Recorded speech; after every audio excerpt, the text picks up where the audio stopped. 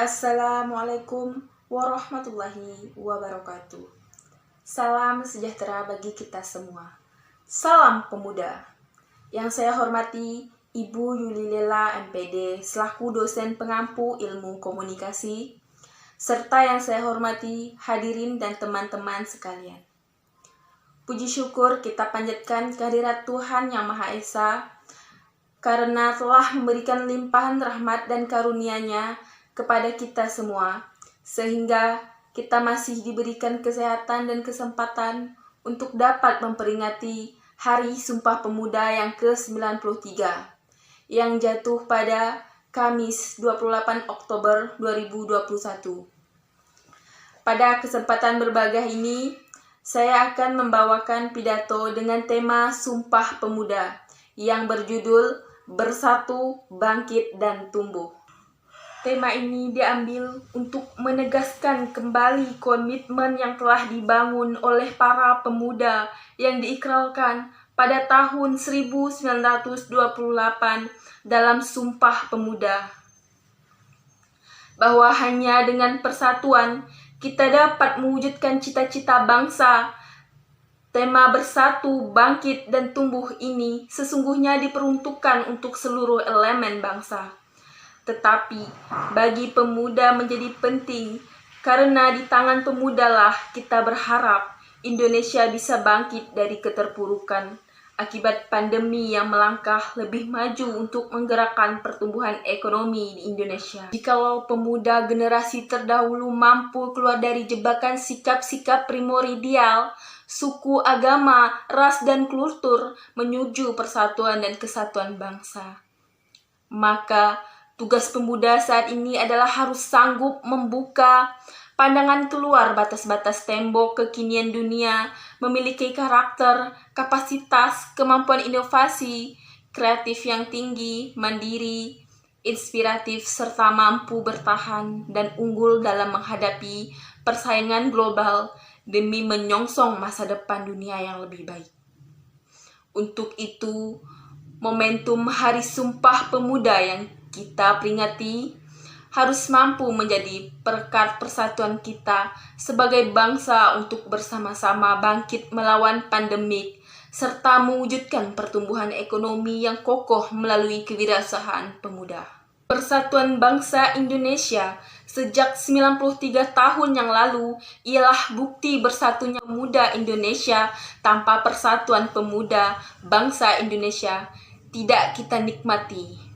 Dengan keterbatasan media komunikasi, terbatasnya transportasi dan media koneksi lainnya, tidak mengurangi semangat pemuda dari Maluku sampai Aceh berjumpa merumuskan komitmen kebangsaan menuju kedaulatan. Tanah air satu, bahasa satu, bangsa satu Indonesia. Persatuan pemuda di masa sekarang juga menjadi penentu kemajuan bangsa Indonesia hari ini dan tetap eksisnya bangsa Indonesia di masa yang akan datang. Berbagai fasilitas mempersatukan pemuda ada di sekeliling kita semua dan media komunikasi yang tanpa batas. Dari Sabang sampai Merauke dan fasilitas lainnya yang mengintensifikasikan hilangnya sekat-sekat jarak antara anak bangsa. Di sisi yang lain, berbagai fasilitas tersebut seringkali menjadi fasilitas destruktif perpecahan anak bangsa. Seringkali media digital dijadikan fasilitas berkonflik, menebar kebencian dan menumpuk keretakan. Hadirin sekalian, 64,50 juta pemuda Indonesia atau 1/4 dari populasi penduduk Indonesia menjadi harapan besar kemajuan bangsa yang sudah di depan mata. Akan tetapi, tanpa komitmen bersatu para pemuda untuk bangsa, niscaya impian menjadi bangsa yang unggul tidak akan terwujud. Persatuan menjadi syarat mutlak sebuah loncatan perubahan dari menghadapi berbagai tantangan. Kedepannya, tantangan bagi bangsa Indonesia, khususnya bagi para pemuda, tentunya tidak semakin ringan. Akan tetapi, dengan komitmen bersatu dalam keragaman menjadi modal sosial, dalam menghadapi berbagai hambatan dan tantangan bangsa ke depan. Hadirin sekalian, pandemi COVID-19 yang masih melanda bangsa di belahan dunia, termasuk Indonesia, tidak hanya berdampak pada kesehatan masyarakat, tetapi juga mempengaruhi kondisi perekonomian, pendidikan, dan kehidupan sosial masyarakat Indonesia. Masyarakat harus tetap berusaha, terutama memulihkan kondisi ekonomi para pemuda sebagai segmen yang paling terdampak oleh situasi COVID-19 ini. Dalam upaya membangkitkan ekonomi pemuda, juga percepatan pemulihan situasi ekonomi nasional menyongsong Indonesia maju. Pemerintah terus mendorong tumbuhnya wirausaha baru, wirausaha muda, baik dalam hal penumbuhan minat, pemberian bantuan wirausaha, termasuk wirausaha berbasis perguruan tinggi dan pesantren, sampai pada apresiasi wirausaha berprestasi.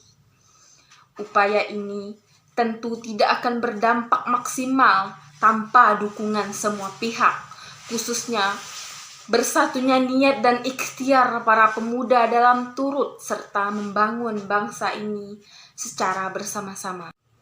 Sekian pidato dari saya akhiri. Wabillahi taufiq wal hidayah. Wassalamualaikum warahmatullahi wabarakatuh.